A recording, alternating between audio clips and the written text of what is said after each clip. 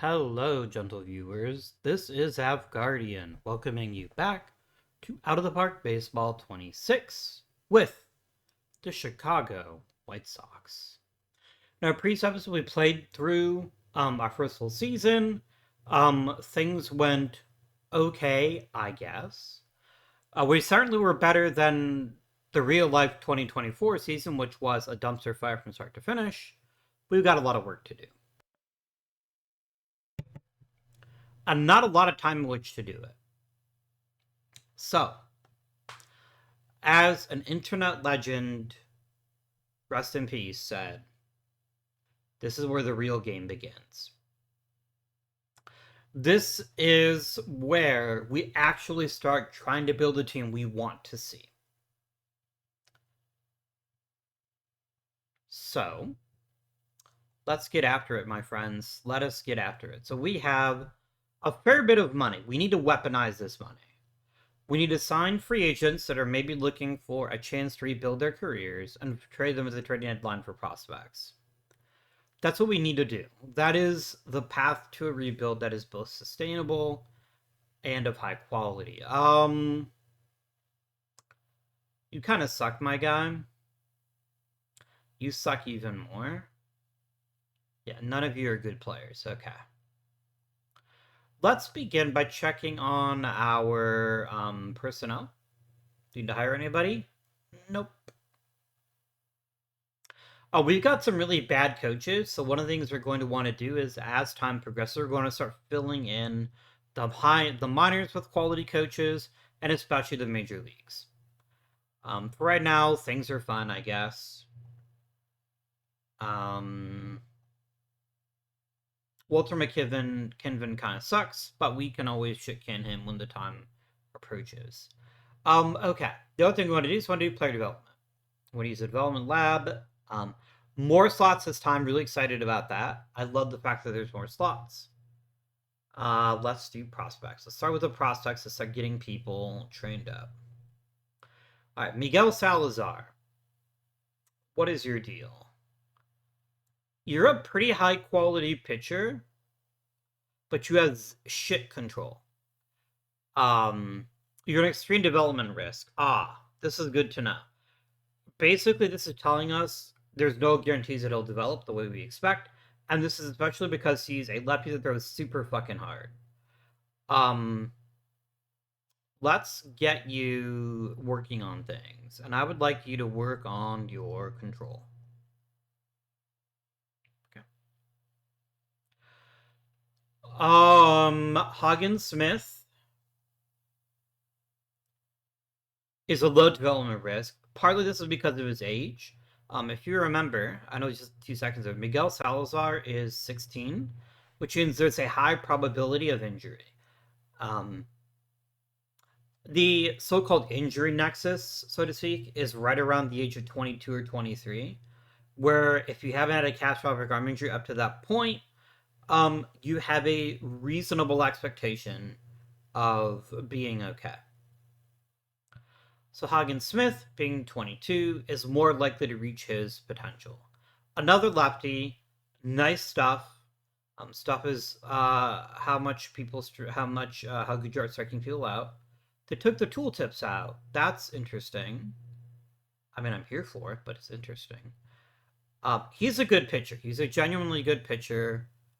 I'd also want him to work on control. I know it's boring, but it is the best decision. A pitcher that can't throw strikes is not a useful pitcher. It just isn't. Noah Schultz has that part down. What we need from him is he need to be able to strike people out, and we need him to be able to keep the ball down. We need some movement on this guy's pitches as well.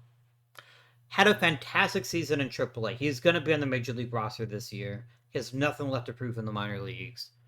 Let's just go ahead and rip the Band-Aid off right now and go ahead and add him to the 40-man roster. There you go. So, Noah Schultz, I would like you to work on your secondary pitches. Or just increasing pitch movement is equally good. I'd like him to be able to get some more movement, keep the ball down. These are all green programs, by the way, which means that they're not that difficult. All right. Alton Davis II, let's get you training on control. I'm not even going to look at your skills. You need help with control. Okay. Our highest ranked offensive performer is our second round draft pick from last year, which is Josiah Hartshorn. Looking at Mr. Hartshorn here, he's got okay contact. He's going to strike out a fair bit, which is fun, but he's got loads of power. Just gobs and gobs of power. And we want him to be able to develop that. So what we're going to do is we're going to improve his ability to read pitches by training his plate discipline. Click on plus and it tells you what it is that they're actually working on. So here we go. Done. So I don't know if this is going to work in 26, but in 25, you could never go on with training control for pitchers. You can never go on with training plate discipline for hitters. Joel Joseph is not a shortstop. He's an outfielder. But either way, he needs to work on his plate discipline as well. And this is because players that can get on base are good players. They're useful players. They're helpful players. But a guy like Colson Montgomery, on the other hand, doesn't really need to work on that. Colson Montgomery is kind of limited as a hitter. He's not so great. He's fine. He has some skills that are of interest to me. He's got a mixed, well-rounded offensive portfolio. But he has hit in the minor leagues since he left Rookie League. And that's a problem. He's 23 years old. He needs to do something to show that he is worthy of further consideration. I'm not going to give him away for nothing, so we'll go ahead and toss him onto the 40-man. I'll do the same thing here for Edgar Caro.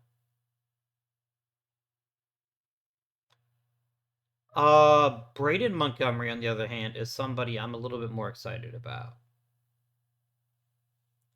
Big strikeout guy. Clearly, the White Sox had a type. He can theoretically pitch, but doesn't have very good stand, which means he's a reliever. We're gonna make our first big change here. Stop pitching. What did I do here? Okay, this is the developmental training plan. That's not what I wanted. I wanted a strategy screen. Here we go.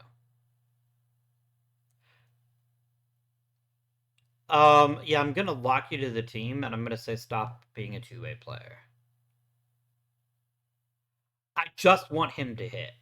I don't think he's got enough skills to pitch to be worthy of training that any longer. If he picks it up, great. But he has the chance to be a really useful hitter.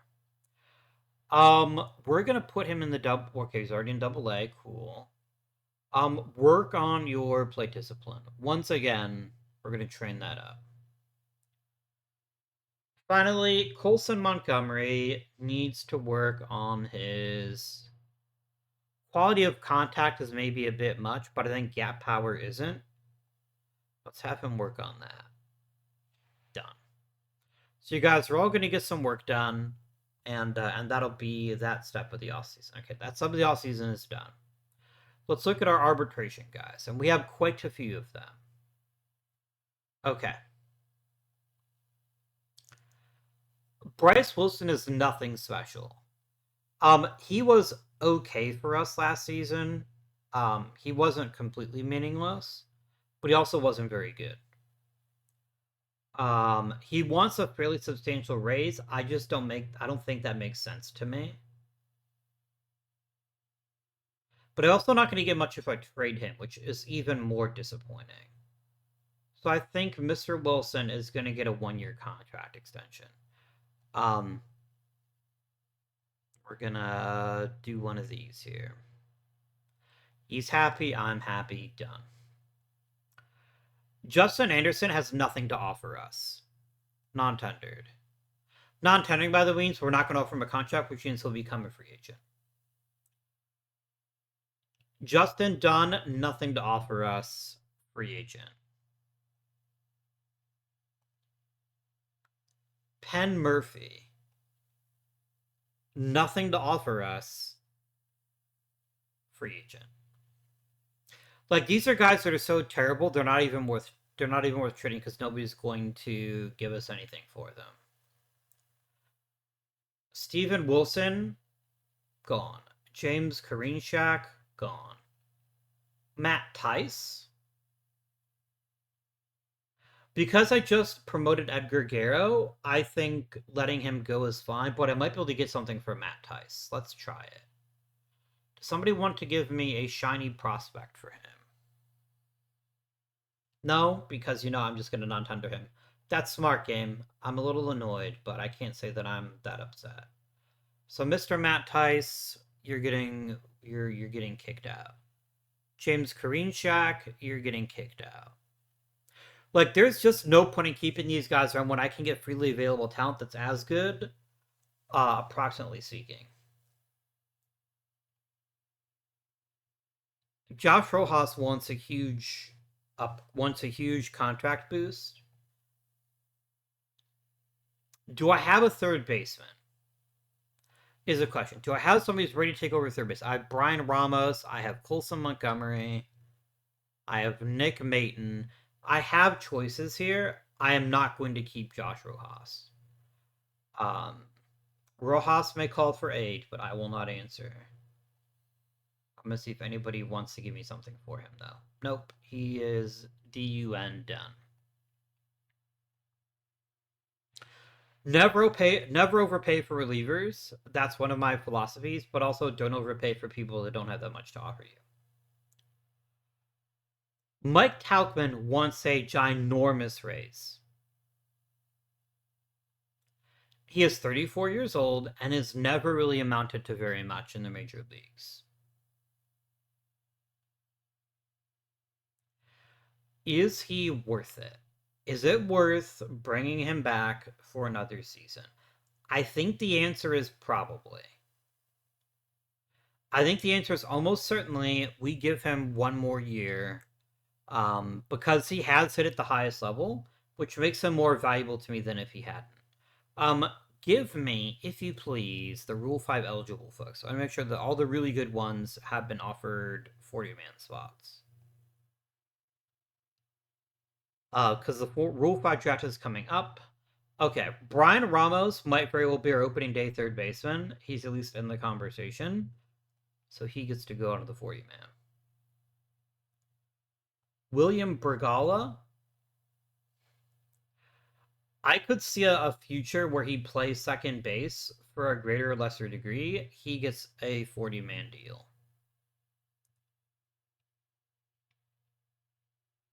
Mason Adams has very little to recommend him, so we're actually going to go ahead and try to trade him. I think a guy like Mason Adams might actually be able to give us some kind of return, maybe, potentially, conceivably. Nope. Okay. If people don't want to trade for him, they probably aren't going to take him off of in the Rule 5 draft, so I think I'm fine with that. And nobody else here is that special. Nick Maton is close because he does have all this positional flexibility. He's not a terrible hitter. I think putting him on the 40-man is worth... No, because if putting on the 40-man, he's stuck. If somebody else takes him, they take him. I don't really care. All right. Let's talk about our free agents here. All of them were terrible, and I'm not going to bring them back. That was quick. There's nothing here that convinced me these guys are worth a second contract. There just isn't anything. The only one of them that's actually had an impact on the roster is Martin Perez, who actually pitched fairly poorly. Michael Taylor is not worth keeping just because he's a pretty good center fielder. We don't want guys in their 30s at this point. We want young guys that have a chance, that are hungry, to want to show us something here. Wilmer Defoe, I will offer you a minor league extension if you want it. Oscar Colas. Anytime someone has at least one WAR in the minor leagues, I'm willing to offer them a minor league extension here. Nick Maton won't take one, which is fine. Calvin Mitchell will, I bet. Nick Podcool. If he doesn't have a podcast called Podcool's Podcast, it's a wasted opportunity is what it is. All right. So our opening moves are basically done. For better or worse, this is next year's. For better or worse, this is next year's White Sox for right now. We're definitely going to grab a handful of players of high quality. No hesitation. Where is what? Okay, this says here that Noah Schultz is on the AAA roster, yet he isn't. What? What are you doing to me, game? Why are you confusing me? I don't know. All right, we're going to advance a little bit of time. We get to look at the awards. We also get to see some information about people who are going through the Arizona Fall League. So let's do it. Let's just advance some time and see what happens.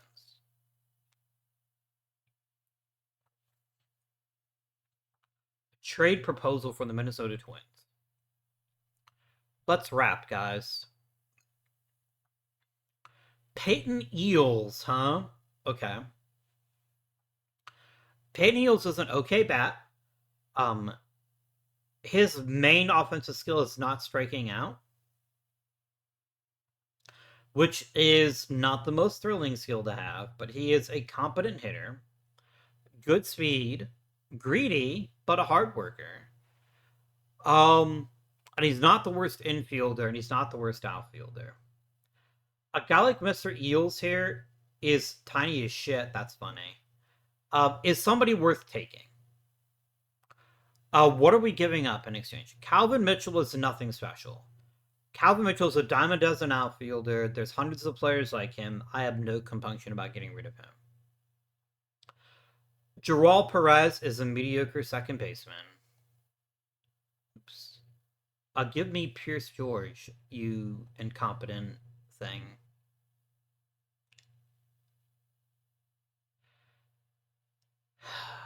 I want to keep Pierce George. If I drop Pierce George, how does this deal grab you? You're still thinking about it? Let's submit the offer. And we'll see if that interests you.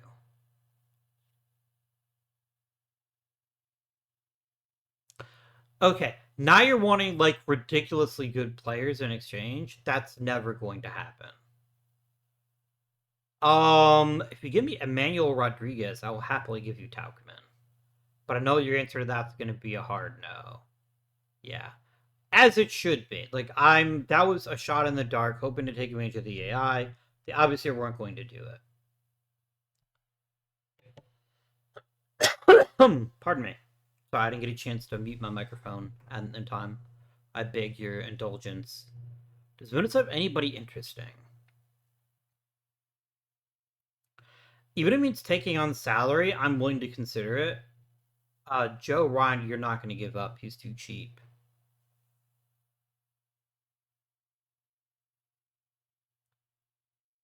Edouard Julien is really a first baseman. He's not a second baseman. The thing is, you're not going to do this deal if I don't include my guy. Is there any prospect I'm willing to give up? No. Peyton Eels isn't that special to me for me to give up anything meaningful. What I could do is I could go... No, I can't accept the original trade anymore, can I? Oh, I could do. If I'm really willing to go up Pierce George, the AI has to do it. I'll do it. Yeah, Mr. Eels is just a more useful player than anyone else was, so, yeah. Okay.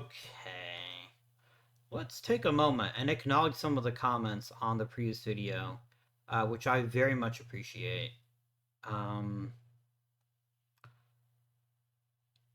So, one of my favorite things, I heard from a guy from the Netherlands named, I apologize, Deknecht said, I'm Dutch, I didn't realize that the honkball Hoofdklasse was relevant enough to warrant inclusion into a game like this.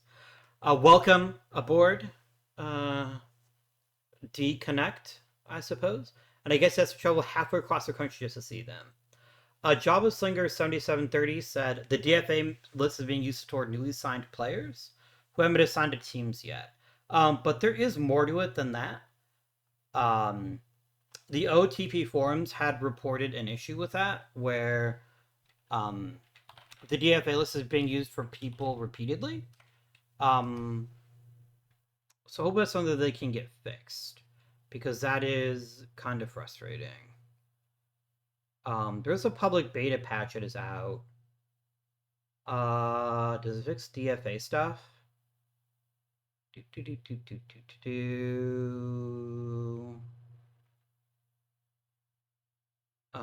It doesn't look like it. Okay. Well, that is something to think about in the future. I'm doing a really quick forum search because there's a solution, so I want to fix it now. Designated for assignment. Oh, I need to click the button. I see. Have it your way. Enter. Oh, there's a period. I typed it wrong. Let me just do DFA. Everyone knows what DFA means. Sorry, I didn't mean this to be. What if I search the forums online? What if I did that here? Okay, DFA problems. Here we go.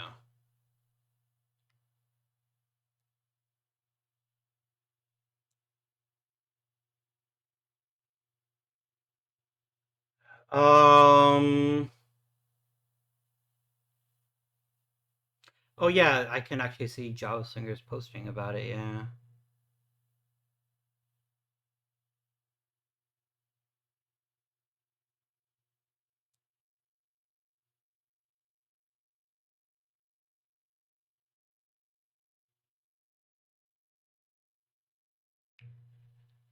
Okay.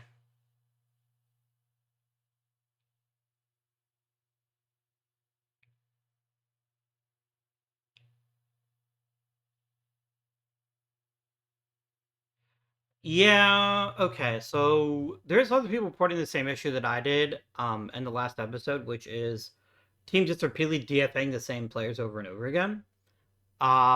It sounds like that's behavior they're going to try to work on, but they also kind of expect it. So I just had to deal with that. It's kind of annoying. I'll get over it. I could always just lock people to the team if it becomes really obnoxious, but I really don't want to have to deal with promotions and demotions, so we're gonna do that for now. Okay, so thank you, Java Singer, for that comment and your work in the forums. Always appreciated. Around the world sports, mentioned the MLB Draft League. I guess it's always been in the game, but you had to manually add it, and I never did it before. And the Shawnee 9958 said the same thing. So thank you all, friends, for your helpful comments. And now let's get back to the game. I want to take a moment to talk about that because I knew the DFA thing is something I'd have to look at. So pretty excited about that deal, though. Pretty excited about it. Okay. Hmm.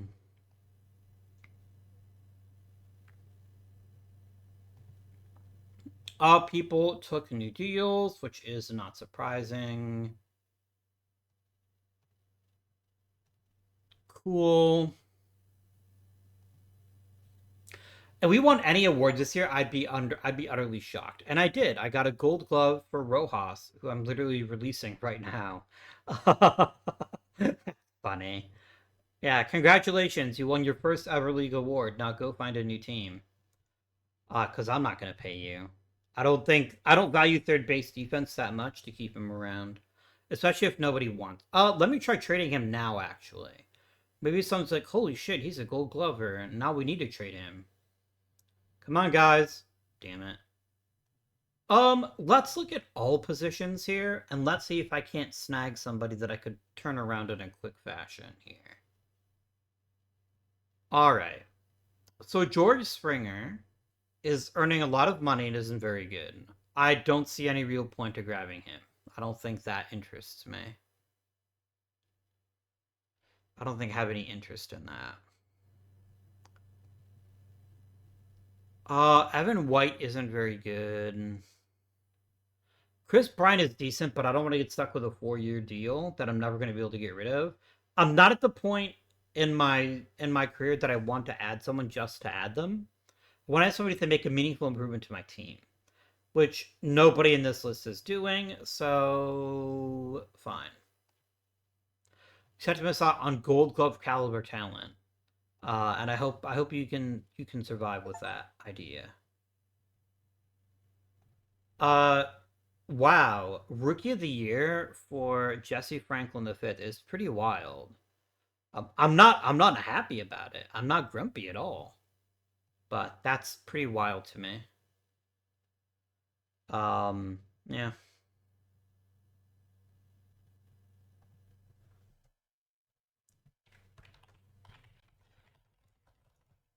So let's talk a little bit about the patch notes because there is a beta patch. Usually beta patches in for a few days, and we can go from there. I need to sign into the forums at some point, but for right now, it's not that important to me. So public beta patch is out for a few things. And now, of course, the page isn't loading. Thanks, Internet. We'll come back to it later. Let us proceed. The AFL, the Arizona Fall League is happening. I don't really care about that right now, but if cool stuff happens, then great. I'm not upset about it. A personal message. I forgot to give Taukman his new contract. That's on me. I didn't mean for him to go to arbitration. I was actually about getting rid of him. But okay. We have a lot of spots on the 40 man. We're gonna raid the Rule 5 draft. That's gonna be a big part of our game this offseason. As it should be. Alright. So we gotta figure Schultz, Caro, and Montgomery are all gonna get spring training opportunities.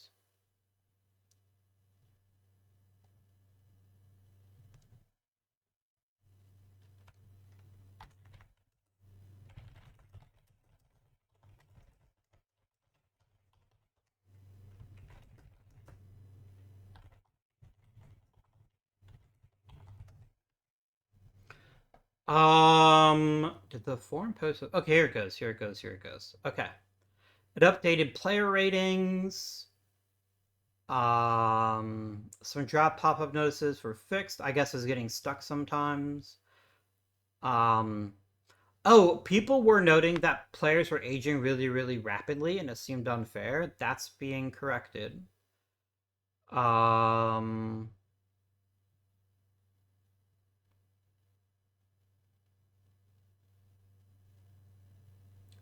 let's see here. And a lot of this is just stuff that's not that important to us, but it's nice to know that they're looking into it. Yeah. I guess there's UI confetti, which I disabled, which is kind of funny. That does make me laugh that that's the kind of thing that they need to fix. But hey, I'm all for it, you know. Let's make it happen. Okay. Back to the game. And let's try to make the White Sox a better team. So, free agency filings. This is going to be our time to shine. We're looking for two kinds of players. Young players who can genuinely be part of the next great White Sox team, and players looking for a new start. Players looking for just an opportunity to build up some value before they go back on the free agent market. That's what we're looking for. What positions am I comfortable with? I think we're fine at catcher. I think we're fine at first base. I think we're okay in the middle infield, although certainly could be better. Outfield is definitely possible. We could definitely take on some relievers. You could take on a couple starters. There's a lot of things we could do here. Let's go to free agency. We do not want to overcommit to any one player. We are nowhere near the postseason. Like, a Vladimir Guerrero Jr. is stupid. It's a waste of our money. We're not going to do it. Pufang Dang is a pretty okay reliever. He is 6 million though, and I could get Marco Luciano for 1.2 million. Okay, here's a really good pick. Here's a really good choice. I will happily offer you a contract, my friend. 1000%. These are the kind of deals we're going to make. Get a nice young player, maybe give him an opportunity to earn some time at the major league level, and go from there.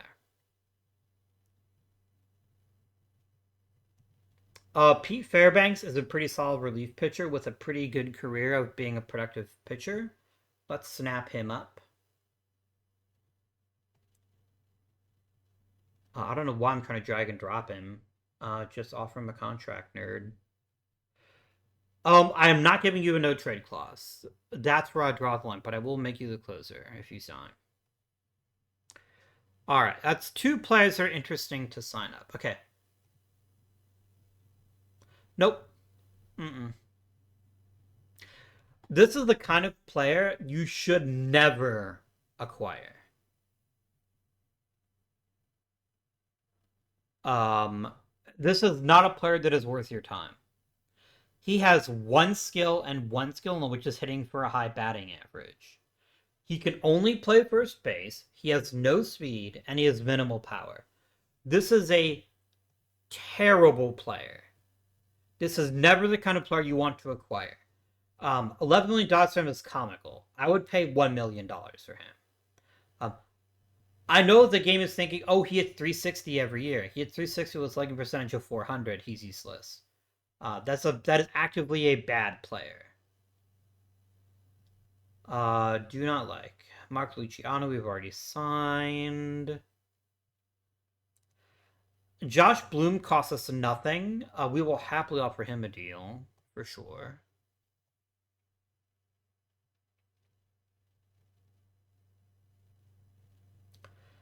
Angel Chivilli here seems like a pretty good dude. We can grab him up. All right, this is all about getting young guys at this point. Plus Fairbanks, who's at least a pretty nice mid-tier starter or mid-tier reliever that we could potentially flip in the future. A guy like a Blake Trinan, we can probably grab for not too much money. Just trying to fill out the back of the bullpen, maybe flip him at the deadline. Let's look now at, do I want Dang? I don't think so. Well, maybe he's worth considering. He's 30 years old, but he throws really, really hard. And although his control isn't great, his stuff is amazing, and he's got two really, really good pitches. He's a lefty and throws that hard? No, he's a righty, sorry. Let's go ahead and consider him. I'm not going to give him a 2-year deal because of the way Major League contract rules work. I'm going to get him for 2 years anyway. So we will offer him a 1-year deal and then see where it goes from there. All right. I would love to grab myself one veteran starting pitcher. I'm not willing to pay a bunch of money for it, but I would like to do it.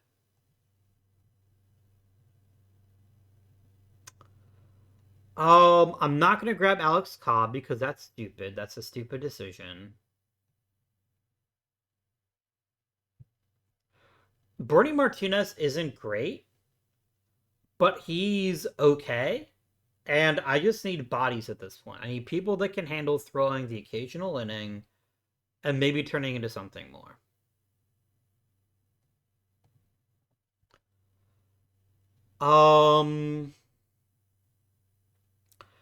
Brian Howard I can have for basically $0, but he's a terrible pitcher, so why would I bother?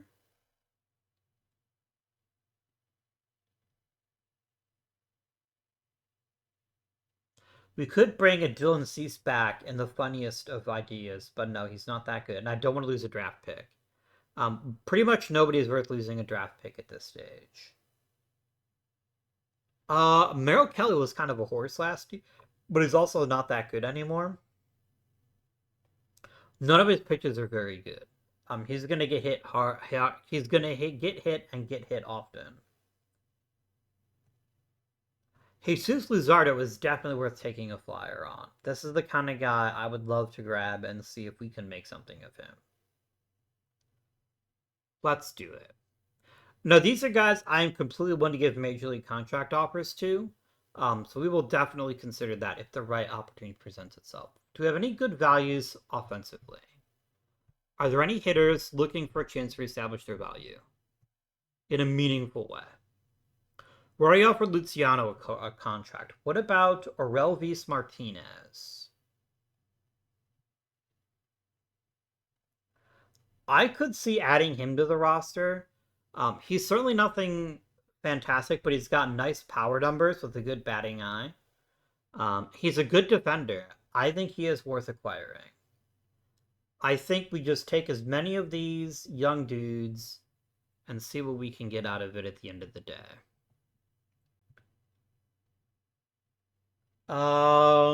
You're a shortstop that can't really shortstop that well. I pass on those. Poor Bo Bichette looks like garbage, so nobody wants to sign him. That's kind of lame for him, I guess. Jesse Winker could offer some veteran leadership in the outfield. I don't think he's somebody I'm interested in signing that badly.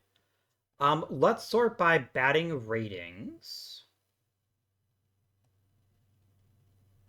And let's sort by batting eye, and let's see who the best on base guys are. Because being on base is really a good thing.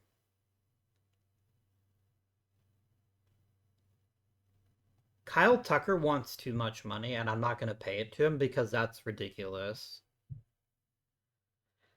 Chris Gittens is an interesting idea that costs me no money, so let's grab that. Let's get ourselves some Chris Gittens.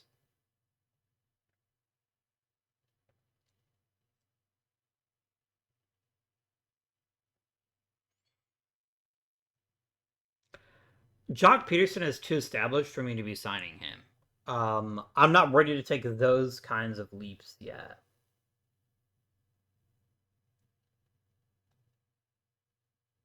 Yeah, and I'm not going to give up a first round pick because that is comically dumb.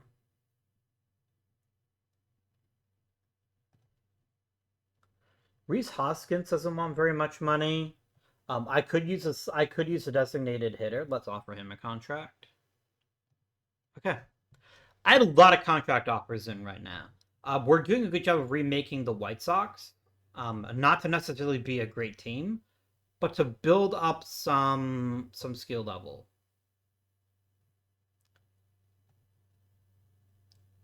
You are a terrible player. Let's advance a little bit of time. Just a little bit. Oh, I wanted to change. Oh, I do have to take these guys off of the list. Philander Baroa, you suck. I don't really see a lot of value in bringing you back. Kai Bush is at least somewhat more useful. We can at least keep you on until I can trade you, I guess. I want to change the Hall of Fame settings because I don't like having to wait. You know, which is it's under this player screen, isn't it? No, it's not. Historical? No. Options? Yes. Okay. 10 years, force reveal is fine. Waiting period, none. All the rest of this is fine. I will let us make 15 votes per ballot if we want to, but I'm not going to do it just because I want to do it. I will only do that when it is appropriate. Yeah. Trade proposal. All right. So for Mike Tauchman at a minor league first base and a little bit of cash, I'm getting a really good prospect. Okay, I'm definitely listening right now. This is a really good player. Gabe Moncada is as hot garbage. So basically, I'm trading a medium tier outfielder, and an interesting first baseman for a really good center fielder. I want more, but he doesn't want more. This is all he wants to give up. I think this is fine. I think this is a reasonable trade. Let's do it. These are the kinds of trades you make as the White Sox. Does it make it worse? Does it make us worse in the short term? Yes. But Bautista is such a good player with such good upside that he's the kind of thing we have to take a risk on. We have to do it. Braden Montgomery is going to be in AA. That's fine. I have DJ Gladney I could plug in. Knowing what we just did, let's let us kick the tires on a possible veteran outfielder. And I'm going to spend, let's say, 10 million on one, but I want to spend a lot of money on one. I feel like that is a waste of my resources here. If Badola could play the outfield, I'd strongly consider it.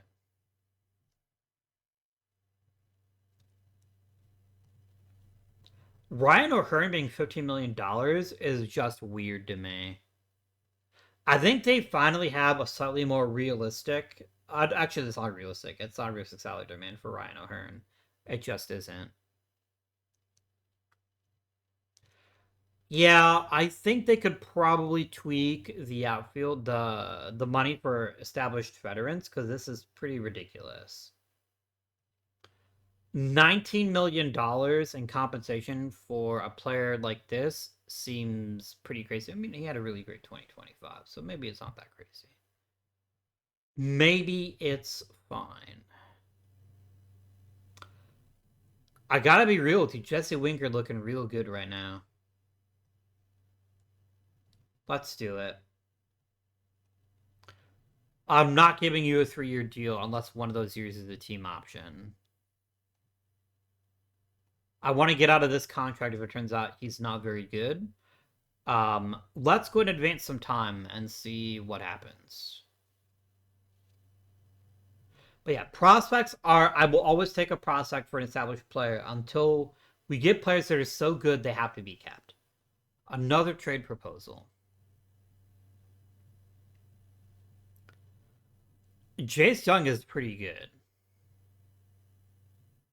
Davis Martin is nothing special. Brian Ramos, basically Jace Young replaces Brian Ramos.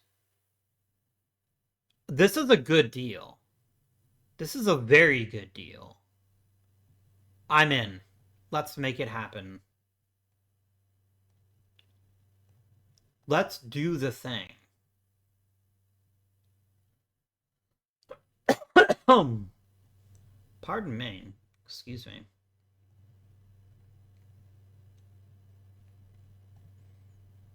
Yeah. He's a good third baseman with nice offensive skills. I think he's going to be great. I'm really happy about this acquisition. So much so, I'm probably going to guarantee him there's a really high chance that he's going to be on the 40-man. So I'm going to stop offering that third baseman that we had made. You know, second third baseman's not terrible, though. I have a lot of spots to fill on this roster. I wouldn't be opposed to a second quality infielder. So maybe it's okay. Maybe it's fine. A personal message. Pete Fairbanks is being offered more money by the Orioles. I will offer you 3.5 million, but what if I offered you, let's say, 3.7 million? Just a little bit more money. Just a little taste is all I'm looking for. Let's decide on the Hall of Fame.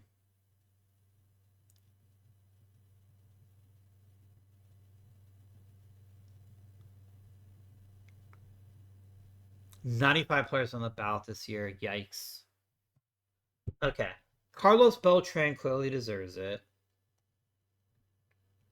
If you're new to the channel, I don't really care about things like allegations of cheating and or steroids or anything like that. I just vote for the player, and the best player should make the Hall of Fame.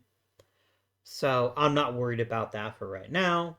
If that's something that concerns you, I'm sorry, but yeah. Miggy easily sails in. I will shade players that got suspended from the game, like Kano did. I don't think that's somebody I'm interested in voting for, but I will be eager to see what happens, how the game treats it behind the hood. Under the hood, rather. Nelson Cruz is just quite a character. I don't think he's a Hall of Famer in real life, but I'm happy to give him that opportunity. Um,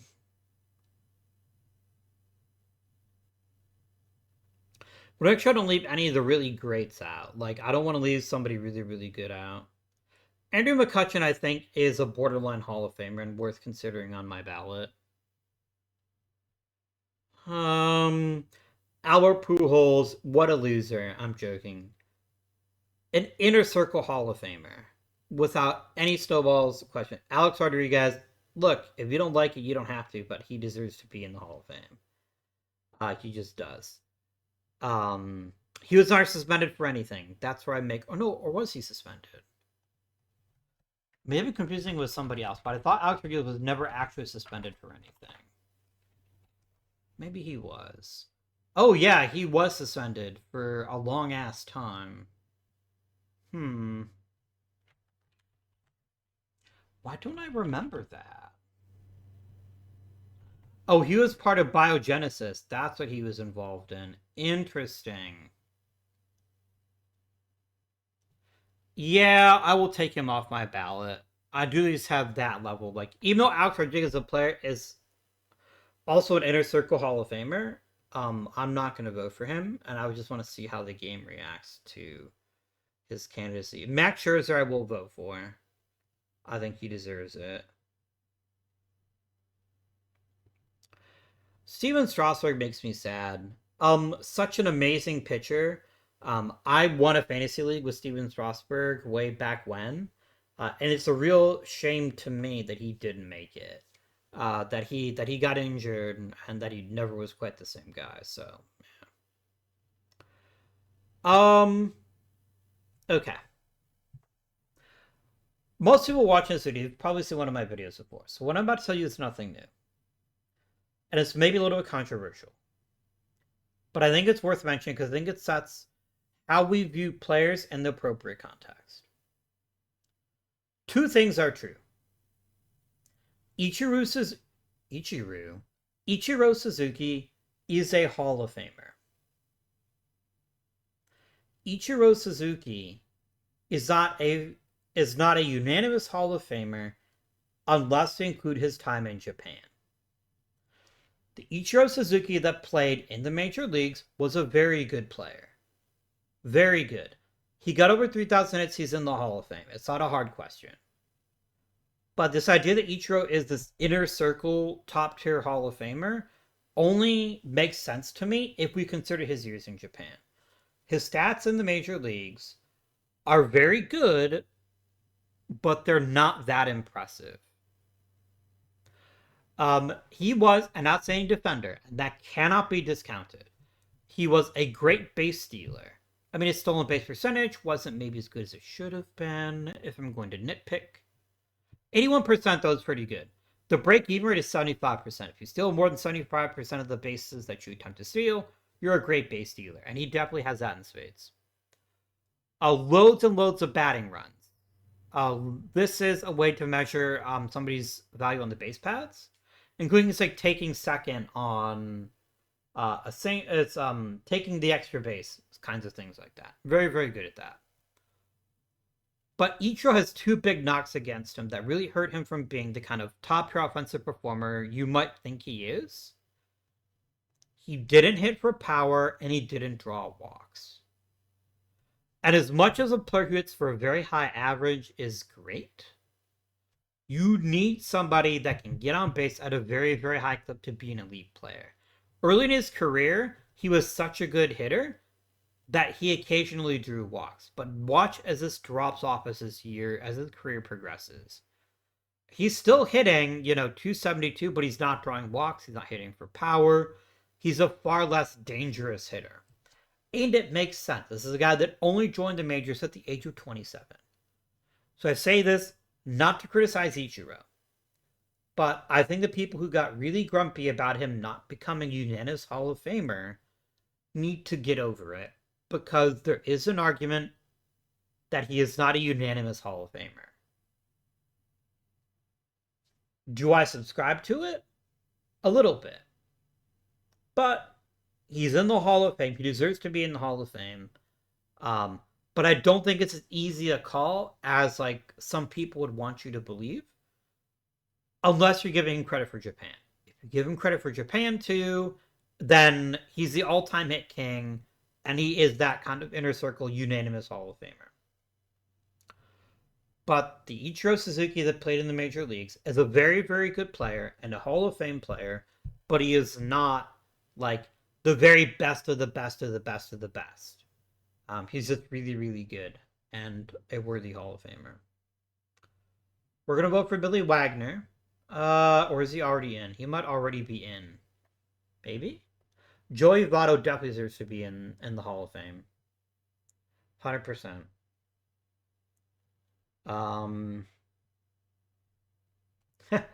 I never thought about this. Joey Votto is kind of the reverse of Ichiro Suzuki. He didn't play as long. Well, he played a long time, but he wasn't as good at hitting as getting just raw hits. But this guy drew insane quantities of walks. He had really good power, and he was a really productive hitter. He wasn't a great defender. He wasn't a good base runner, but he was a really good hitter. And a former National League MVP. So yeah. Obviously.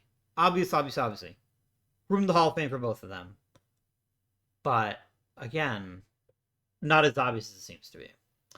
Justin Verlander, yes.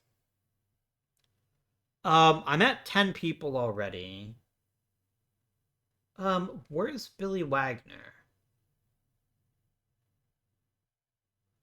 Why can I not vote in Billy Wagner, who is in the Hall of Fame IRL?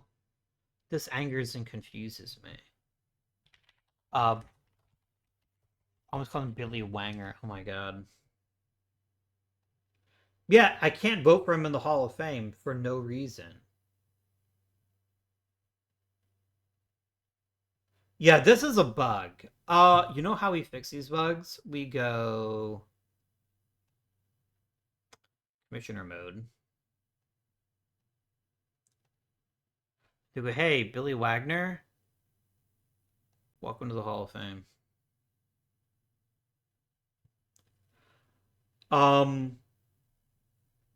Yeah.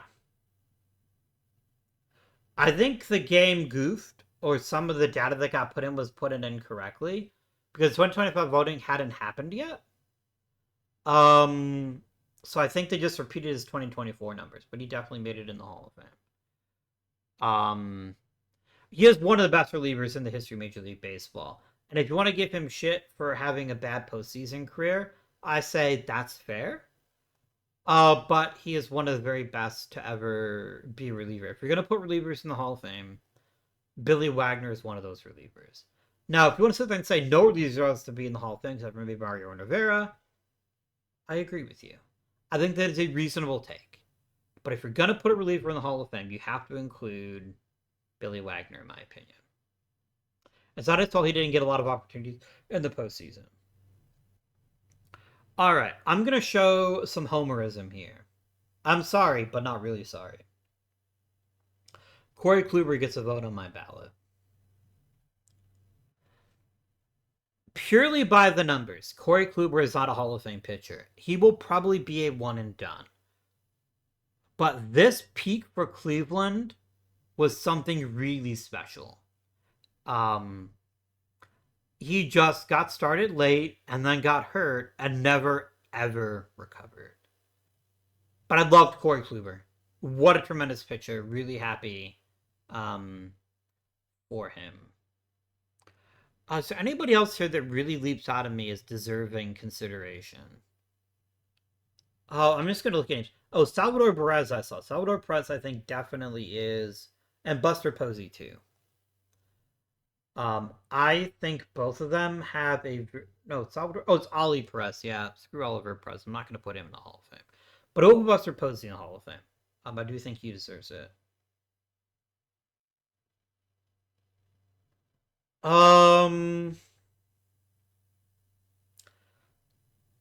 I will vote for Rollins and Utley.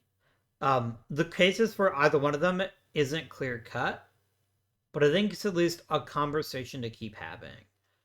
Um, they're both really, really good. Rollins was more of the compiler. Upton or Utley was more of the peak guy. But yeah. Um, it is just a video game. I don't really care if I did vote in Alex Rodriguez, but I'm gonna at least try to pretend that I care about these things. Hanley Ramirez is a better player than people give him credit for. I feel like he kind of gets overlooked, but there was a time when he's actually a really decent player. Not a Hall of Famer, but a pretty good player.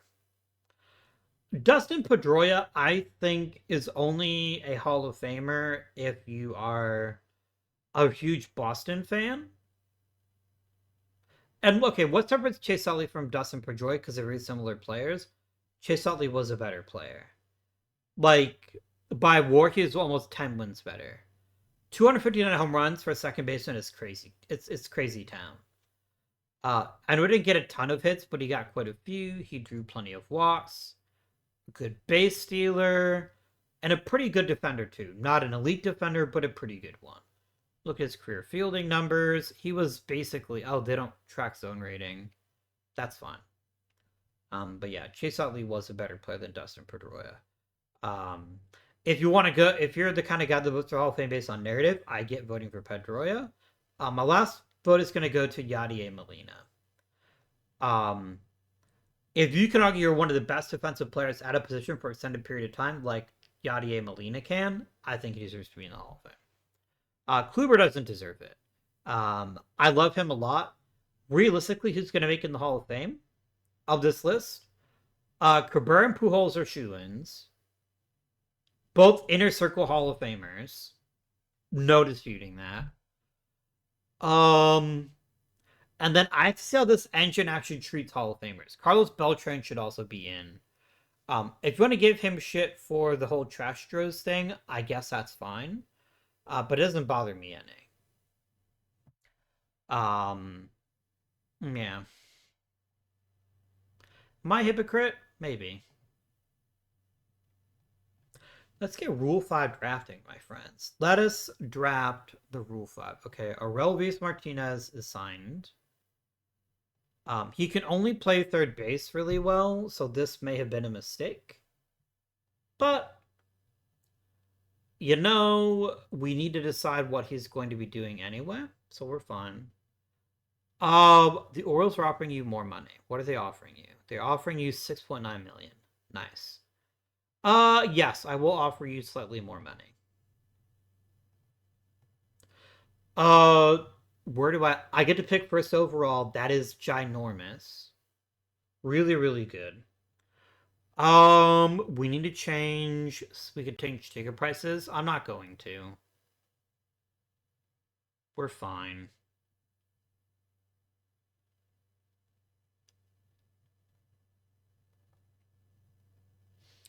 Don't suck completely. You know what? Go to hell, Jerry Reinsdorf. Just in general.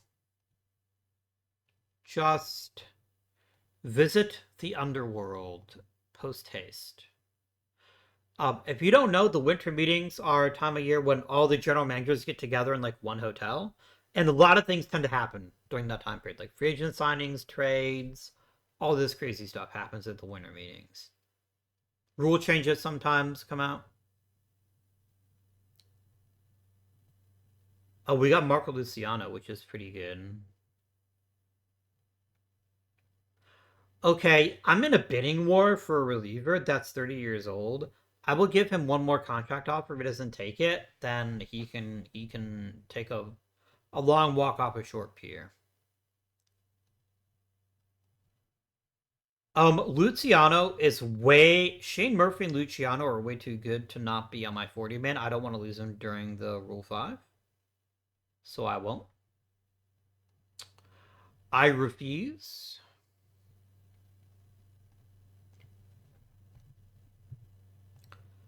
The winter meetings have ended.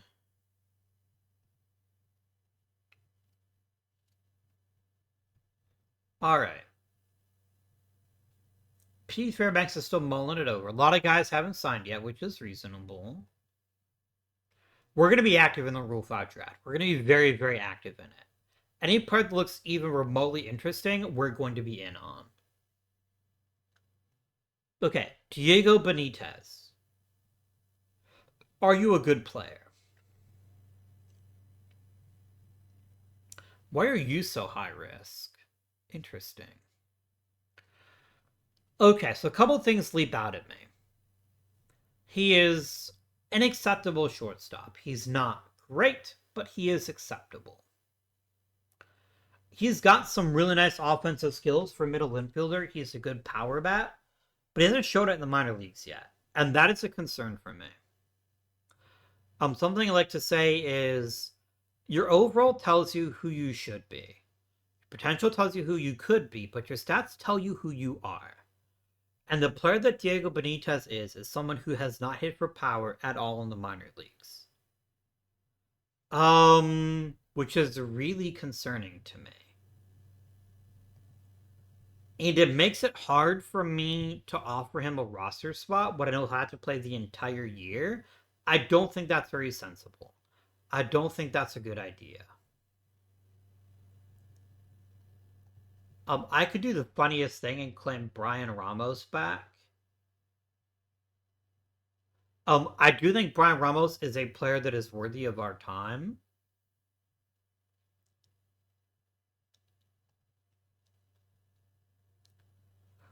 Eric Sarantola is badly flawed. This is a gigantic concern to me. Look at these walk numbers in the minor leagues. I don't trust him. I don't think he is a useful player to acquire.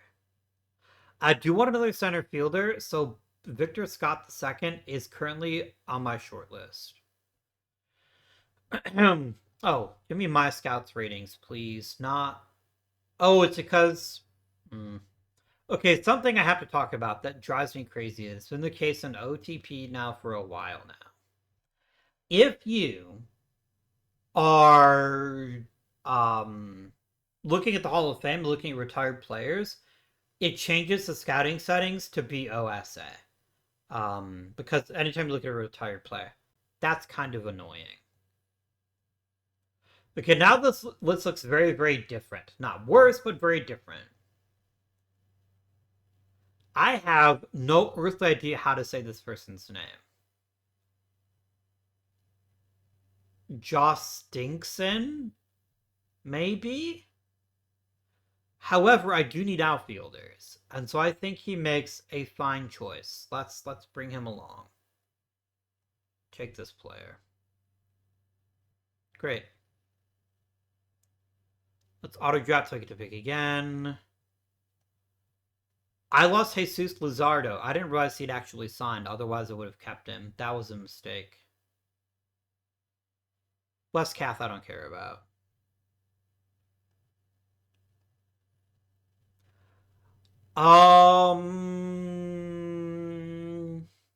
Longtime fans know I won a lot of games with Jack Leiter as one of our starting pitchers. It kind of appeals to me to try it again. Let's do it. You know what? Let's grab Jack Leiter.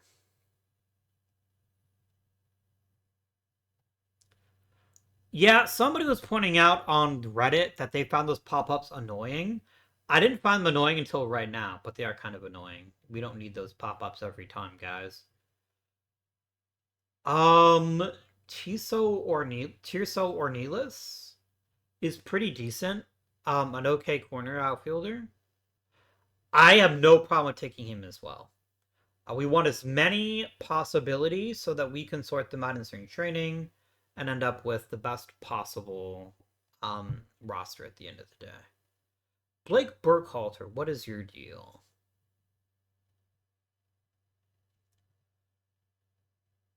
The Columbus Clingstones, what the fuck? Is that actually the name of the Braves affiliate? If you're a fan of the Atlanta Braves, please let me know. That's so silly. I'm kind of into it, but that's very silly. Oh, it's a peach. So it's like a peach stone, maybe? I don't know. Who can say? But he is somebody that I'm interested in having on the team. What do I find interesting about him? He's got a nice cutter, fastball changeup. He's really good at not giving up hits and throwing strikes. Um, he's got decent velocity. He's a fly ball pitcher. He will give up home runs. But I think he's at least worthy of our attention. I think he's a useful player to give an opportunity to and just see what happens in spring training. I want to grab at least one more interesting hitter, if there is one. Hot hair Arenamo is a hard no from me. He's too limited offensively. I don't like players whose only skill is not striking out. That's how you get Juan Pierre. And Juan Pierre was nothing too exciting. Yeah.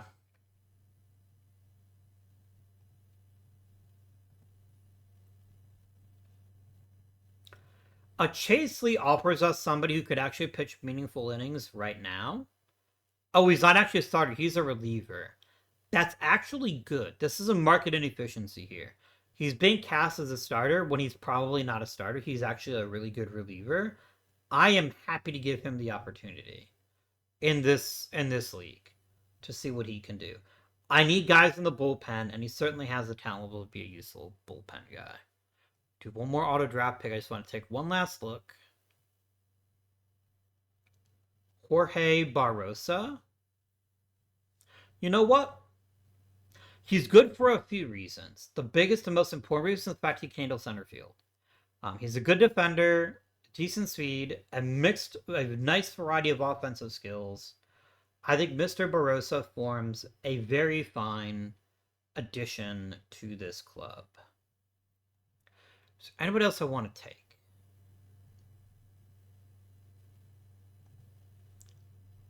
Diego Cartaya is interesting, but I don't think he's the kind of guy I'm interested in.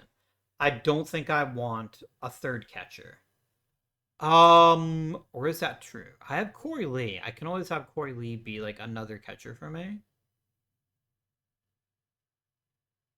I mean, Kyle Teal's really good though, is the thing. Which reminds me, can we get silly here? While I'm thinking about it, can we get silly? We could get silly. Kyle Teal is a good enough player that I'm not likely to get rid of him. This buys out all of his years of arbitration and 3 years of free agency.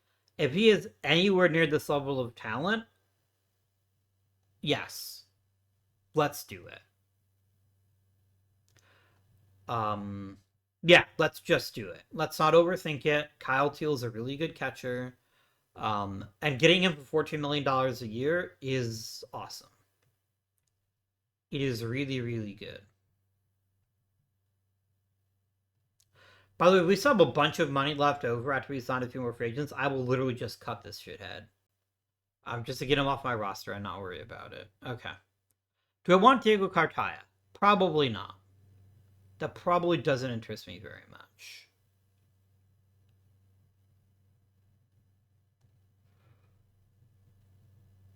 I will take Matt Gorski as my last choice and then call it good.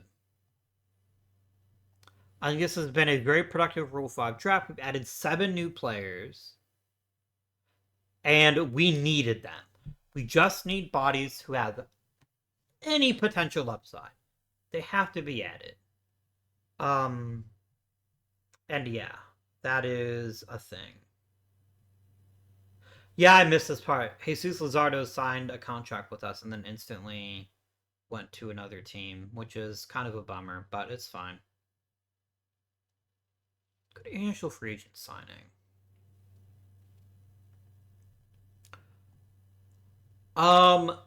Dang. I need you to stop demanding so much money. You want $11 million? Have you lost your fucking mind? Enjoy the Dodgers. I am not paying you $11 million. That's ridiculous. That is a non-serious amount of money that you're asking for. And I won't be a part of it.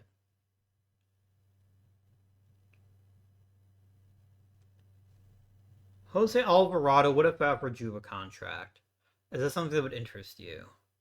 Are you like, fuck yeah? No trade clause, but I will give you 8.5 million.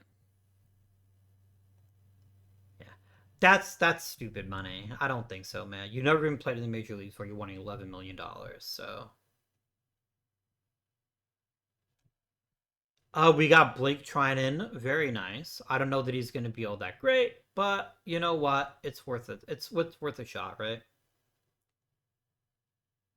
We got Pete Fairbanks, amazing.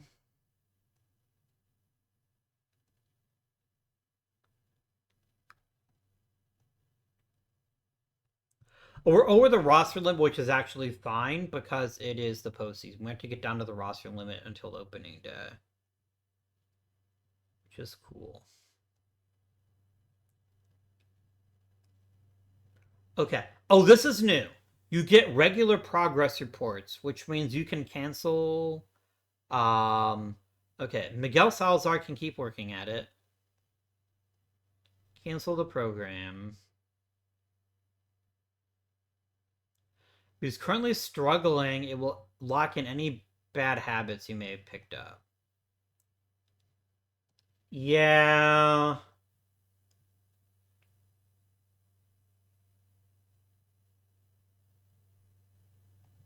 This is instantly giving us feedback. So, oh god, he lost velocity and dropped a bunch of control rating. That fucking sucked. Like, maybe that won't be reflected yet, but that is awful if that just happened.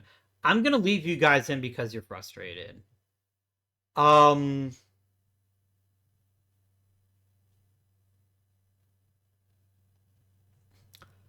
Wow. Wow. That sucked. That makes me very unhappy. I don't appreciate that. Like, that's genuinely how it works now. Like, maybe I just got, like, really bad luck, but that is deeply concerning to me. Yorger Bautista, I'm just gonna have you work on your plate discipline. It's just a good thing to start with. Oh, you can't. Oh, there's not enough time left in this and left in the season. That's fair. Work on your base running. That's an easy thing to work on. And then Dawell Joseph, can you work on your defense, please? Why can't I send you to the facility? What? There is a spot, isn't there? Yeah, there's a spot. Why can't I send Dawell Joseph to the facility? Inquiring minds would like to know. What? Huh? Is there like a limit on how many people I can have at the facility at one time? I don't think there should be. What if I have Mr. Jaxel here work on his... Oh, really? I can't do that? Okay.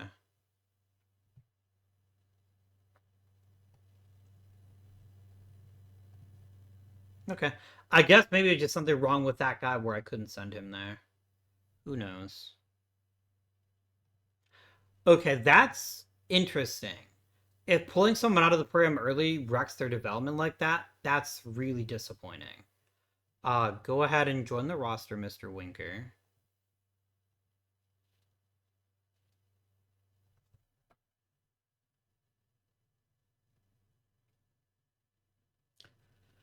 Remember, the goal of this one is just getting bodies that we can either flip or get a really good return out of.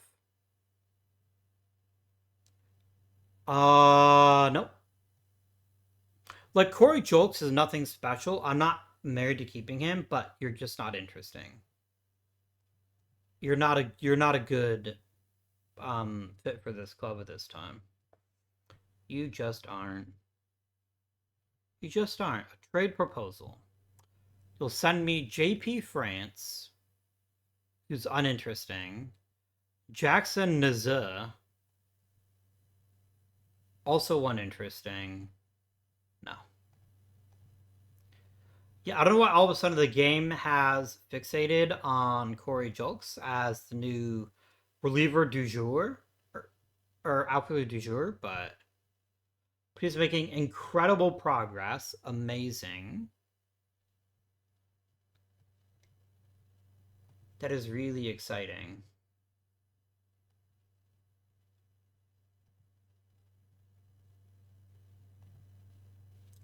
This is going to be a very, very busy spring training, and I'm really happy about that. That's going to be really interesting.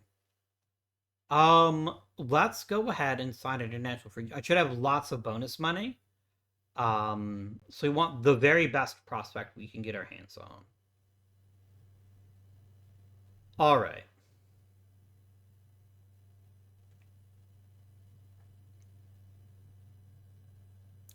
So Ronaldo Caccio. Ronaldo is a hitter's hitter. There is no hole in his game. He's a leader. He's adaptable. He's kind of a bad outfielder.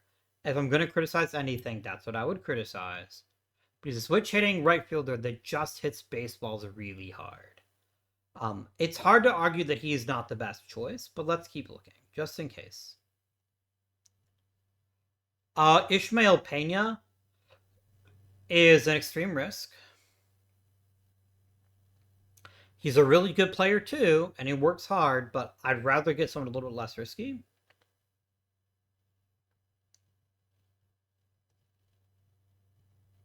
Arturo Lopez is medium risk. Okay. I'm listening. I think we just picked Mr. Caccio here. I know that Bejarano is considered better because of his super elite power, and he's a decent second baseman, but I just think raw offensive input of Caccio makes him the better choice. Also, OTP, give me a max cap button. Just makes life a little bit easier. We're gonna do 4750123 and submit offer.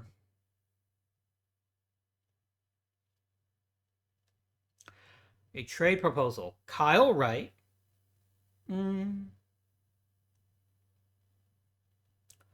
One almost isn't the worst. I feel like Kyle Wright isn't anything amazing, but is a competent starting pitcher. I could use another one of those in my rotation, even if he's not terribly thrilling. I could just acquire him now and then flip him later on. Corey Julks isn't that interesting. I don't necessarily think he's got a role in this team anyway. So yeah, I'm willing to make this trade. How much did you get from LA? I'm curious.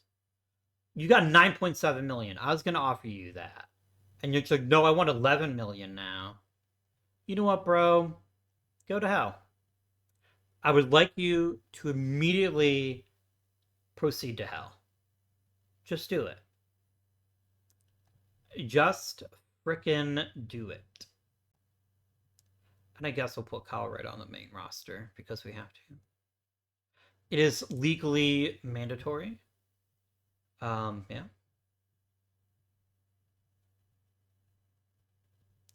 Like, he probably just wanted to play for LA. He never wanted to play for me in the first place, which is acceptable. Like, that is an acceptable conclusion to come to.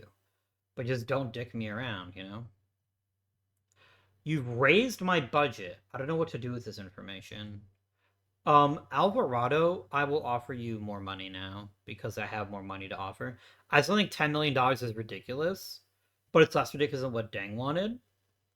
So we'll see. We'll see if I can turn Jerry Richardson's largesse into a quality relief pitcher. Okay, are the Dodgers going to sign every pitcher? Is that what they're trying to do here? I am not giving you $12 million. No. I'm not signing people just for the sake of signing people. That's ridiculous. Does nobody want Edwin Diaz, or is he just like a bidding war? I'm not paying you $33 million. That's fucking stupid. I'll take Chris Martin for $3 million, please.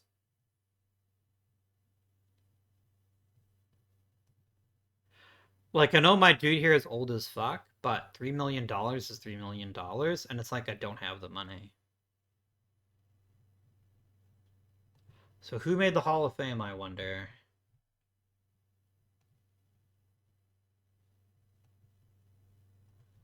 All right. Verlander, Cabrera, Scherzer, Pujols, Molina, and Ichiro.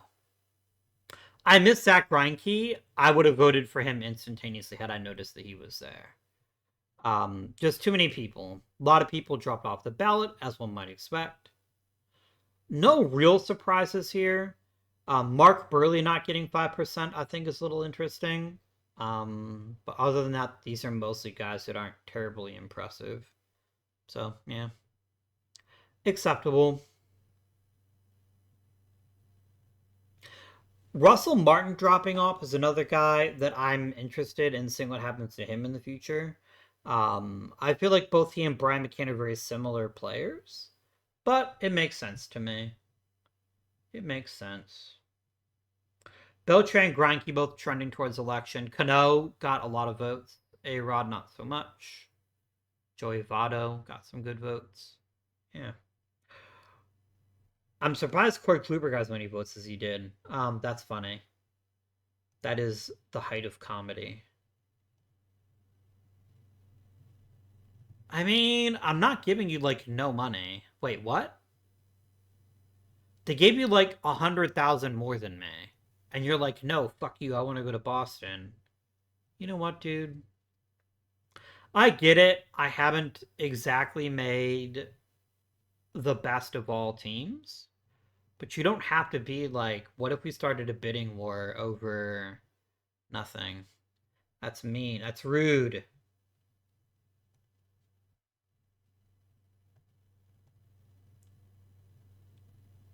I will get into a miniature bidding war because I have nothing better to do with my money. Genuinely have nothing better to do with my money. Scouting budget is maxed out. Player development budget is not maxed out. Let's fix that. I guess it is maxed out. Okay.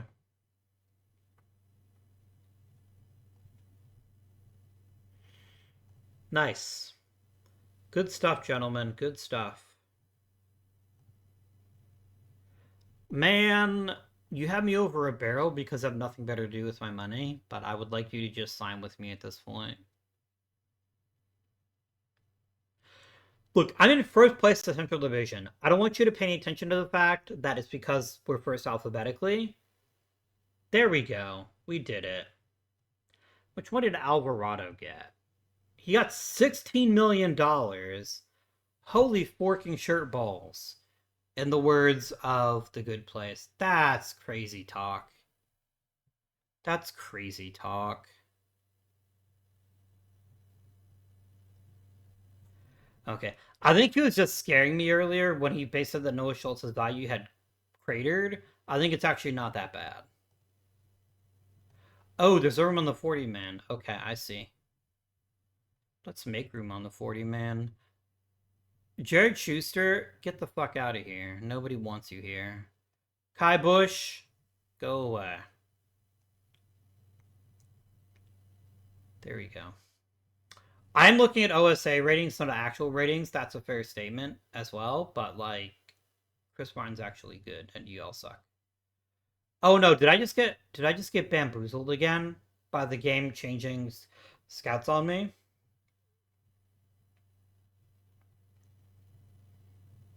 Nah, Chris Martin's still good. He's still good. He's still good.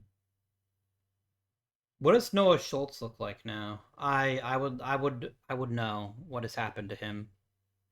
Okay, looks like whatever issues he had didn't stick, which is good. So, yeah. I would have been fucking pissed had he just completely cratered because of his training time. That would have been ridiculous. You both can enjoy your time in AAA. And we'll go to the beginning of spring training. This is going to be a hot spring training. A lot of interesting decisions are going to have to be made based on who gets which jobs here. So, Smith, Martinez, Eels, Reese Hoskins, Mason Adams. Who else? Who else? Wilfred Varys, sure, we can try that out.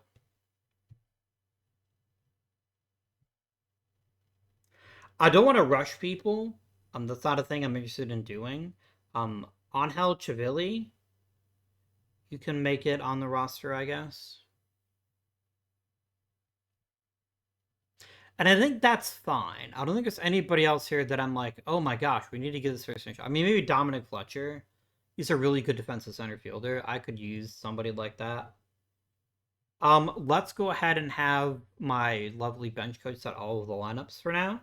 And let's just see what happens, right? Let's just see what happens. Let's do pitching as well. We're at a 6 a.m. rotation. That's intentional. Yeah. Coolio. Let's send to opening day. We'll just send a month first, and then we'll go from there.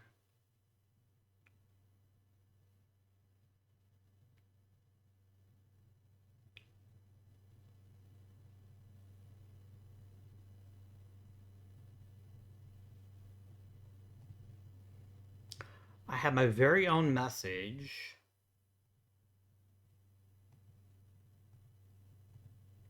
No improvement, but Colson Montgomery got better. That's cool.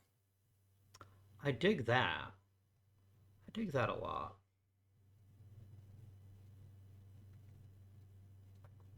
If I somehow make the postseason with this roster, I will be like, what the fuck?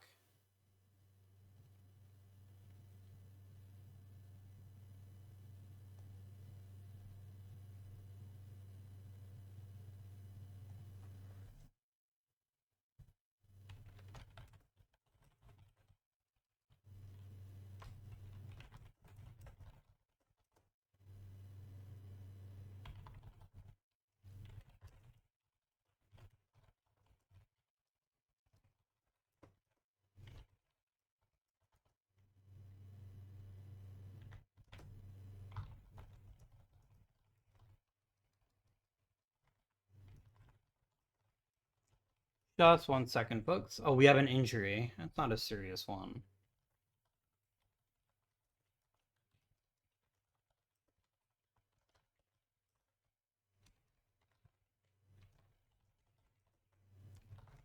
Okay. Okay. He's gonna be out for 2 weeks. That's fine. I don't really like being annoyed by day-to-day injuries, but it's fine. It's spring training, so I don't really care if somebody gets like slightly injured. That's not a thing that concerns me. Mostly players getting worse makes me sad. I don't like to see that. I don't approve, but okay, fine. Fine, fine, fine. Yeah, we can sim up to the 21st of March. Pro tip, if you don't want to incur a year's service time for people, you got to send them to the minor leagues before opening day. That way you don't have to pay service time for a player that you're not going to use anyway. Um, I don't know that OOTP includes like the service time bonuses for like draft picks and stuff. You get compensation picks if somebody makes the opening day roster and plays really, really well. But maybe it does. I don't know.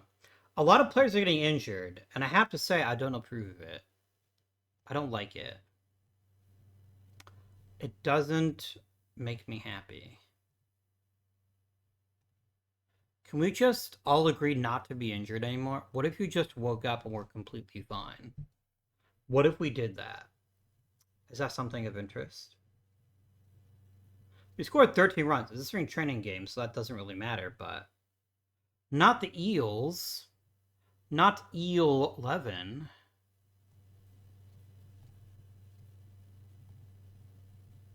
Okay. We maintain spring training. Let's start. First of all, we're gonna take the injured guys and put them where they need to go. You're gonna go to the minors. Blake Trent is gonna miss 4 weeks. He didn't cost very much, but the fact he's already injured means he's probably not gonna have a very big role on this team. Just gonna throw that out there. This still drives me fucking crazy. 15 days. I'm gonna click 60 days by accident. You just watch. Okay. down to 45 players, of whom 20-year pitchers. So, we currently have a 26-man roster, which means 13-13 is kind of what I'm looking for. 13 pitchers, 13 position players. If I could get away with it, I'd look 14-12. I'd like to shade more on position players over pitchers. But let's start culling the herd a bit. All right. Tyler Gilbert sucks. You can find a new team to play for, I guess.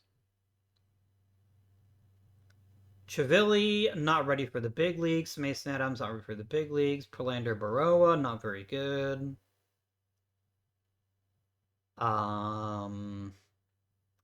Murphy to the minors. Schultens to the minors.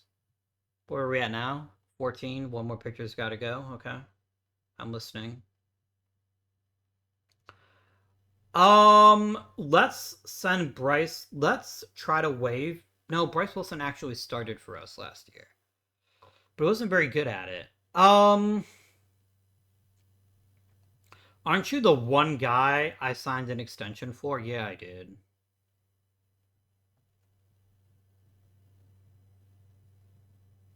I'm gonna sign on Icer, and that's fine. Okay, so let's set up our pitching staff we want to set up. Now's where I get involved. I have 5-man rotation. I'm gonna look at pitching ratings. So I'm gonna look at right now. I don't care what kind of pitch you are. We're gonna look at pitching ratings. The best overall pitcher is Chris Martin. So let's take the easiest decision right now, which is to make him our closer.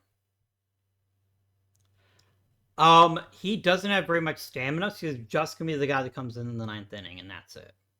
Okay, done. Our best all-around starter is Noah Schultz, but he doesn't have very much Major League experience yet. You take a look at him. He is a gorgeous pitching prospect. He's really, really good. He's not very good right now, and I don't want to put him in too big a system here. I think Benny Martinez is fine.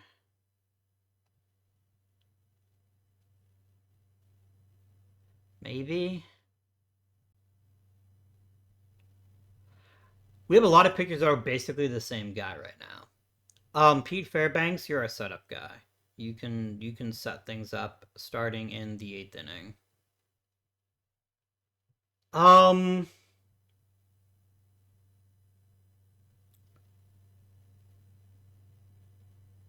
I think Kyle Wright is a starting pitcher. Okay, who is the best starter right now? In terms of raw talent, it's Noah Schultz. In terms of production, it's probably Sean Burke. So I think we start with Burke. I think then it's Benny Martinez. I think then it's Noah Schultz. I think then it's Kyle Wright. And then it's Iriarte, I think. Yeah. That's a nice young rotation with only one. Like, there's 2 older guys there, and Martinez and Wright, but I think it's the right choice. Okay. Jonathan Cannon gets destroyed against left-handed pitching. That makes him a nice back of the road. He's a nice emergency starter. He's a nice guy that just fills in right now. I think that's the best role for him. So he'd be an emergency starting pitcher with long relief roles. I want Jack Leiter to get meaningful experience in the major leagues. I think the best path to that is to make him a middle reliever that we use a bit more often. I have no lefties in the pen, which is a little embarrassing. I don't have a lefty killer. I don't think that's unnecessarily a terrible thing. Because most of my guys are pretty decent against lefty, so I don't think it's the end of the world, but yeah. This feels right. This feels like a nice mix of quality pitchers.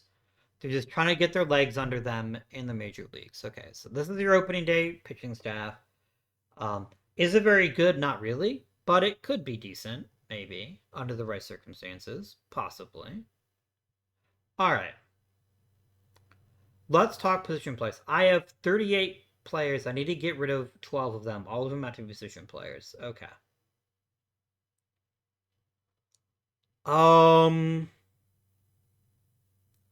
Colson Montgomery goes to the minor leagues. That's an easy decision. Bergola to the minor leagues.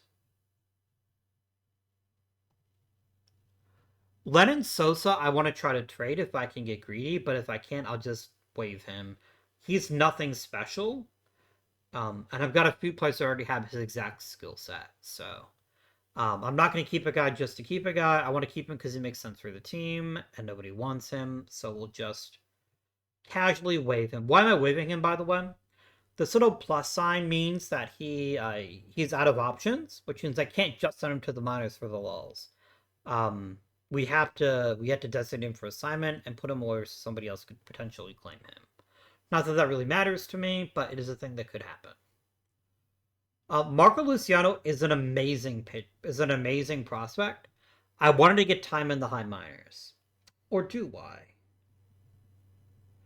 You had a really good season in the minors. Maybe you've learned all you can learn in the minors. Maybe it's time to give you an opportunity here. Okay, how much money do I have right now? Do I have $60 million? Want to see $30 million disappear?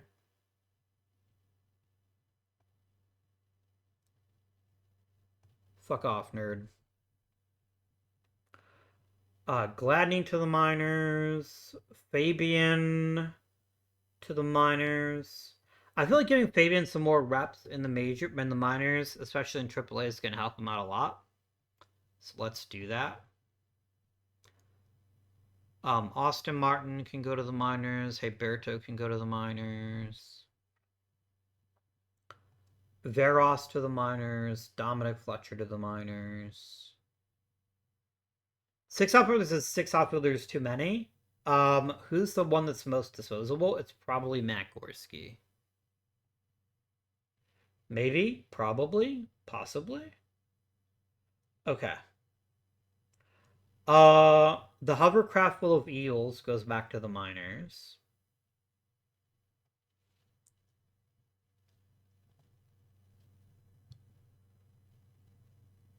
An outfielder has to go back to his home team, I think. And I think Gorski is that guy. I think Gorski is the most fungible of our choices here. So let's send him back to his home roster.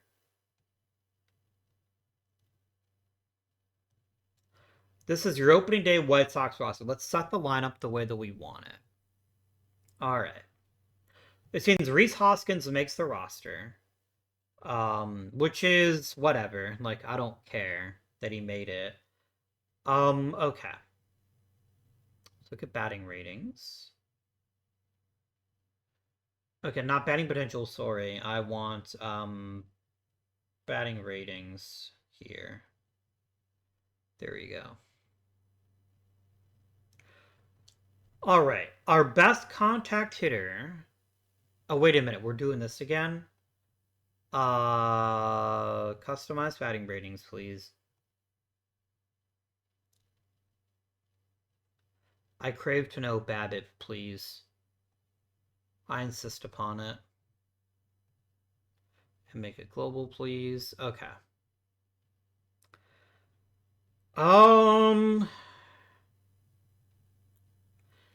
Jesse Winker is probably the best hitter on the roster from like top to bottom. Probably.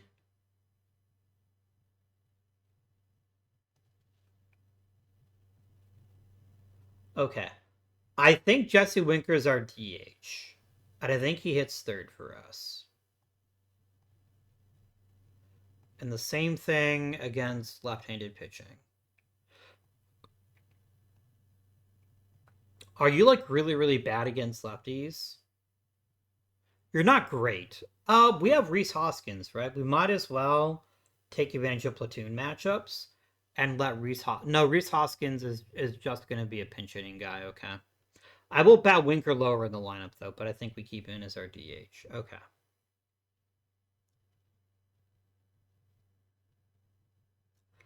I feel like Kyle Teal is either our number 2 hitter or our number 5 hitter.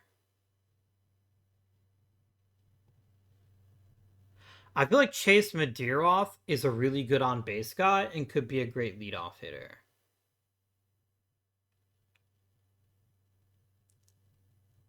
What can I say? I have a type.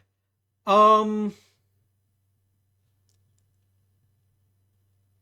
let's do Madiroff and Teal at the top of the lineup.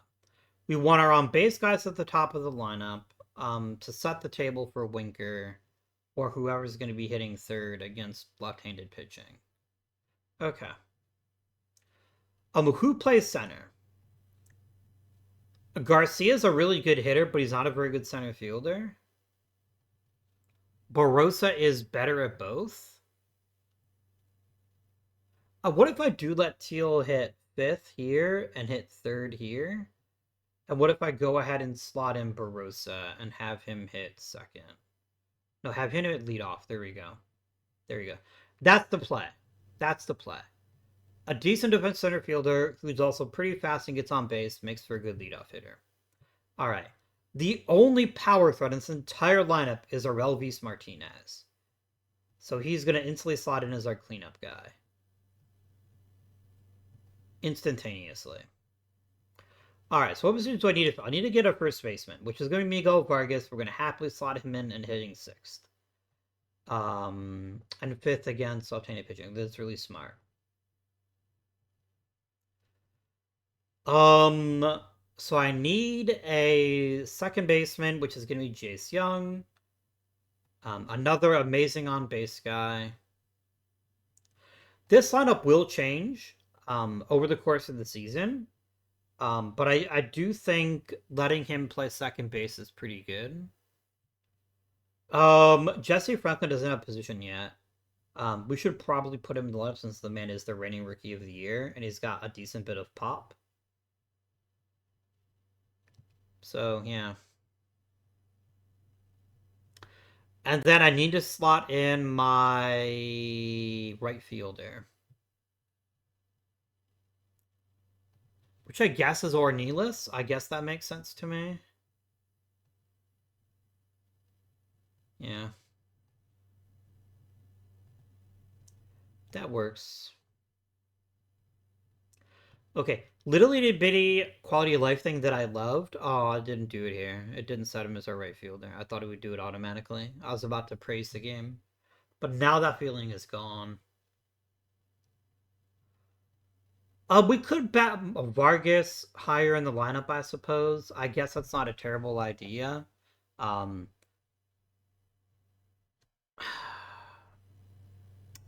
feel like Vargas either hits second or he hits sixth. But I'd rather have the really good on base guy hitting second. So we'll see what happens here. This is good enough for government work. And let's go ahead and generate our depth chart here. I don't like us swapping our outfielders as frequently. I think once a week is fine. I get it, you want to give young players opportunities. I do too. But I'm not going to sit here and let you constantly cycle players out so they don't get regular playing time.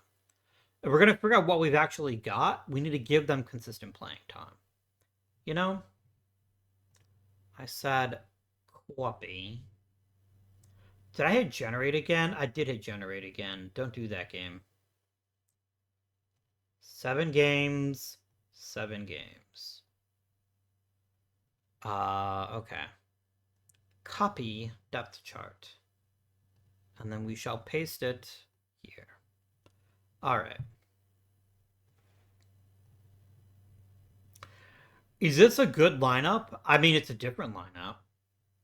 You can't argue with me there. It is a different lineup. Let's talk about how different this lineup is, right? Let's show how much turnover there was in this roster. Okay, are you ready? Are you pumped? How many top 100 prospects have I? I have 0. 0 in the top 10, excuse me. I'm the third best system. Wait, it said Hagen Smith, but it didn't list him here. Oh, there he is. It's right there. Yeah. We've got a pretty deep farm system. Yeah. Nice. Opening day, starting with the Cardinals and the Padres. All right. Let's look at a thing here, shall we? Let's look at our starters positional from last season, compare them to this season. Okay. Oh, this lies to you. I thought they'd fix this too. Until you play one game, it doesn't tell the truth. Okay. Teal is still here. Vargas is still here. Maedroth is still here. 3 of our 9 starters started last season. Everyone else is new to us. We have free agents with Winker and Martinez. We have trades and Young. Oh, sorry, Franklin also started. Young was a trade. Ornelas and our good pal Barossa were both Rule 5 picks. Completely overhauled lineup. Is it a better lineup? Who's to say? But it's a different lineup. Pitching staff. Sean Burke was here last year, our nominal ace. Bernie Martinez is new. Never pitched in the major leagues before. Noah Schultz is new. Never pitched in the major leagues before. Kyle Wright offers us some veteran stability in the rotation at a very reasonable price. I'm pretty happy about that. Oh my god, game fucking stop. Stop changing my scouting director. It needs to end. Thank you. Back to the team home screen. We're bringing back Jairo Iriarte, who had like a 10-second trip in the major leagues last season. More opportunities this year. Bullpen is completely revamped. Martin, Fairbanks, and Letter are all brand new. Chase Lee, we called up from the minor leagues. No, he's a Rule 5 pick, sorry. He's new. Shane Smith was here last year. He wasn't very good, but he was here. Burkhalter is new. Wilson was here last year, and Cannon was here last year. So, this is a completely revamped team. Is it a very good team? Probably not. I'm not going to sugarcoat it. This is still not a good team. What it is very young, and that means anything could happen, which is what we want. That is so crucial to our success as a franchise. We need lots of young players cycling through as fast as possible to figure out, okay, who actually can play this game and who is beyond help. Who is somebody we need to move on from and replace, and we need to be willing to cycle people reasonably quickly. I'm not going to do anything the first month of the season. I'm going to let them just play out and see how they do. But I'm going to have a fairly quick trigger finger. I don't want to keep a bunch of people around on the off chance they might be acceptable. So, that is the game plan. We're going to see what happens. What do I predict for this roster? Because I'm not so sure it's better than last year, and a lot of this is going to be based on can the young players be their very best?